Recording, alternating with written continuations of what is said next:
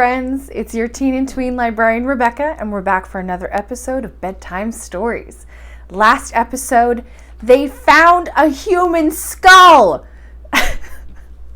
I mean, we were hoping to find something alive, but it's a little creepy that they found not just one skull, but eventually they found tons of bodies of dead humans.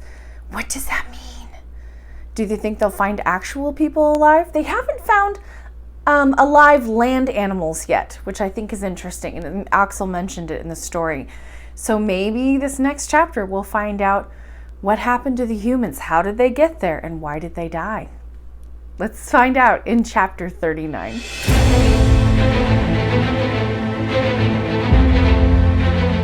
Chapter 39, Man Alive. For another half hour, we walked over these layers of bones, impelled by our burning curiosity. What other marvels did this cavern contain? What new treasures might we discover to offer up to science? My eyes were prepared to be surprised, my imagination to be astonished. The seashore had long since disappeared behind the hills of the ossuary. The rash professor, heedless of risk of losing our way, led me farther and farther. We pressed on in silence, bathed in the waves of electric light.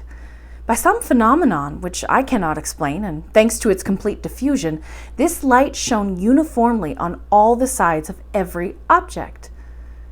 As it did not come from any one spot in space, it produced no shadows. You might have thought yourself in the tropics at midday in the height of summer, under the vertical rays of the sun. There was no vapor to be seen. The rocks, the distant mountains, a few patches of forest a long way off, presented a peculiar appearance under the even distribution of the light. We resembled that fantastic character in Hoffman's tale who had lost his shadow. After walking a mile, we reached the edge of a huge forest, but this time not one of those forests of mushrooms which we had seen near Port Gräuben. Here, we had the vegetation of the Tertiary period in all its splendor. Tall palms, of species which have now disappeared, splendid palmacites, pines, yews, cypress trees, and thuyas represented the conifer family, and were linked together by a network of inextricable creepers. A carpet of moss and hepaticas covered the ground. A few streams murmured in what would have been the shade of the trees if they had cast any shadows. And on the banks grew tree ferns similar to those which are cultivated in our hothouses. The only difference was there was no color in all these trees, shrubs, and plants, deprived as they were of the vivifying heat of the sun. Everything merged together in one uniform hue, brownish and faded looking. The leaves had no green, and the very flowers, though abundant enough that tertiary period which saw their birth, had neither color nor perfume, and looked as if they were made of a paper bleached by the atmosphere. My uncle plunged boldly into this gigantic thicket, and I followed him, though not without a certain apprehension. Since nature had provided ample stocks of vegetable food, might we not meet some fearful mammals? In the broad clearings left by the trees which time had felled and eaten away, I could see leguminous plants, Acerinae, Rubiaceae, and the countless edible shrubs dear to the ruminant animals of every period. Then, mixed up and tangled together, I saw trees from very different countries on the surface of the globe, and the oak growing near to the palm, the Australian eucalyptus leaning against the Norwegian fir, the northern birch tree mingling its branches with those of the Dutch corries. It was enough to drive to distraction the most ingenious classifiers of terrestrial botany. Suddenly, I stopped short, holding my uncle back. The diffused light made it possible to make out the smallest objects in the depths of the thickets. I thought I had seen. No, I did see, with my own eyes, some huge shapes moving about beneath the trees. Sure enough, it was a whole herd of gigantic animals, of mastodons, not fossils this time, but living creatures, and resembling those whose bones were found in the marshes of Ohio in 1801. I saw those huge elephants whose trunks were twisting about under the trees like a legion of serpents. I heard the noise of their long tusks whose ivory was tearing at the old trunks. The branches were cracking, and the leaves, torn away in huge masses, were disappearing into the cavernous maws of the monsters. So that dream in which I had had a vision of the prehistoric world, of the tertiary and quaternary periods, was finally coming true. And there we were, alone in the bowels of the earth, at the mercy of its fierce inhabitants. My uncle looked and looked again. "Come along," he said all of a sudden, seizing me by the arm. "Forward, forward!" "No," I cried, "no, we are unarmed. What could we do in the midst of that herd of giant quadrupeds? Come along, uncle, come along. No human being could brave the anger of those monsters with impunity." "No human being," replied my uncle, lowering his voice. "You are wrong, Axel. Look over there. It seems to me that I can see a living creature, a creature similar to ourselves, a man."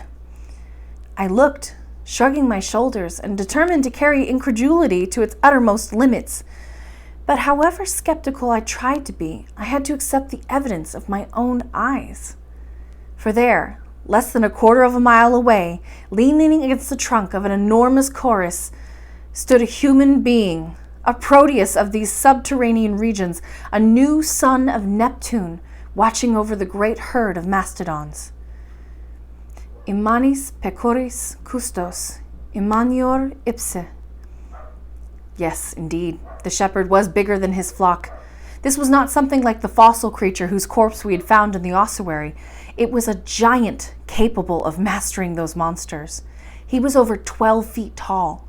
His head, which was as big as a buffalo's, was half hidden in the tangled growth of his unkempt hair. A positive mane, like that of the primitive elephant. In his hand he was brandishing an enormous bow, a crook worthy of this antediluvian shepherd. We had remained motionless and stupefied. But he might see us. We must take to our heels. Come on, I cried, pulling my uncle, who for the first time in his life allowed himself to be persuaded. A quarter of an hour later, we were out of sight of that redoubtable enemy. Now that I can think about it unemotionally, now that I'm quite calm again, now that months have gone by since that strange, extraordinary encounter, what am I to think? What am I to believe? Was it a man we saw? No, that's impossible. Our senses were deceived. Our eyes did not see what they thought they saw. No human being could exist in that subterranean world. No generation of men could live in those deep caverns of the globe, caring nothing about the inhabitants of its surface and having no communication with them. The very idea is insane. I would rather believe that it was some animal whose build resembles that of a human being, some monkey of the early geological ages, some Protopitheca or Mesopitheca, like the one Monsieur Lartet discovered in the ossiferous cave at Sanson. But the creature we saw surpassed in stature all the measurements known to modern paleontology. Never mind. It must have been a monkey, however improbable that may seem. The idea that a man, a living man, and with him a whole generation could be buried down there in the bowels of the earth is unacceptable. We left the bright, luminous forest, dumb with astonishment, overwhelmed by an amazement which bordered on stupefaction. We ran in spite of ourselves. It was a positive rout, similar to those horrible flights which occur in nightmares.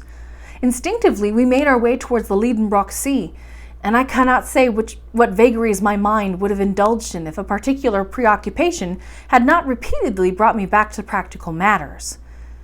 Although I was certain that we were treading ground on what had not been set foot before, I kept noticing groups of rocks whose shape reminded me of those at Port Gräuben.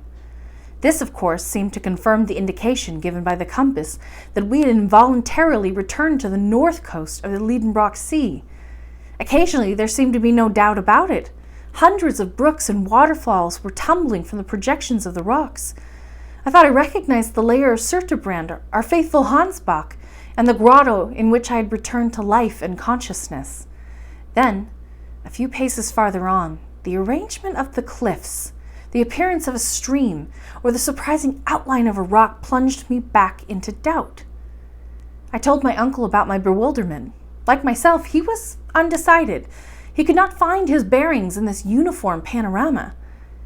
"Clearly," I said to him, We haven't landed at our point of departure, but the storm has carried us a little farther down, and if we follow the coast, we should probably come to Port Gräuben."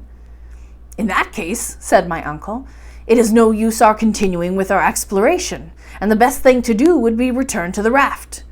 But are you sure you're right, Axel?" "It's hard to be sure, Uncle, because all these rocks are so much alike.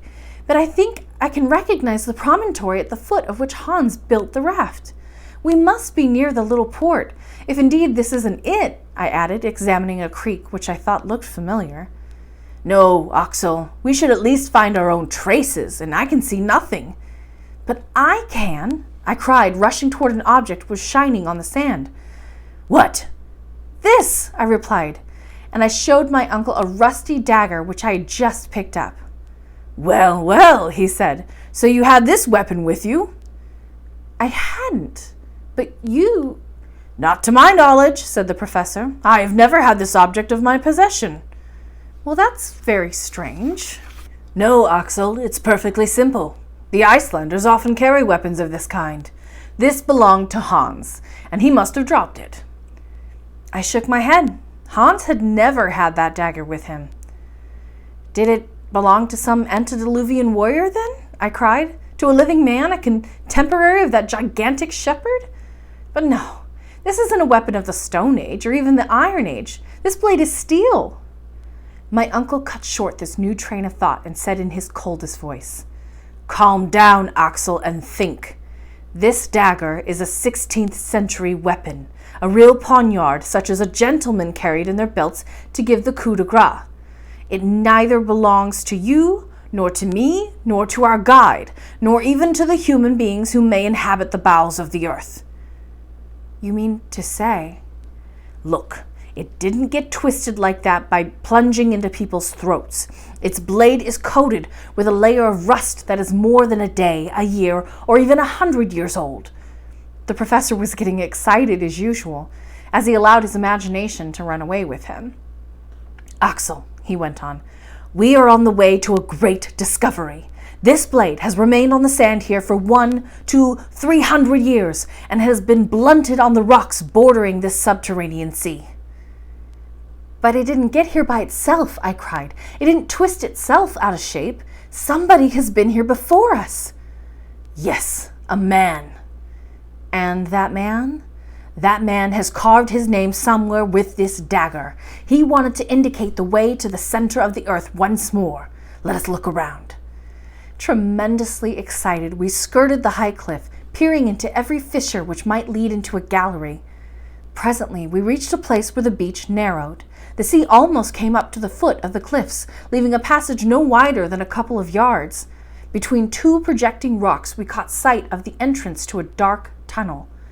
There, on a slab of granite, appeared 2 mysterious letters, half eaten away by time, the 2 initials of the bold, adventurous traveler. "A.S.!" cried my uncle. "Arne Saknussemm! Arne Saknussemm again!" And that's the end of chapter 39.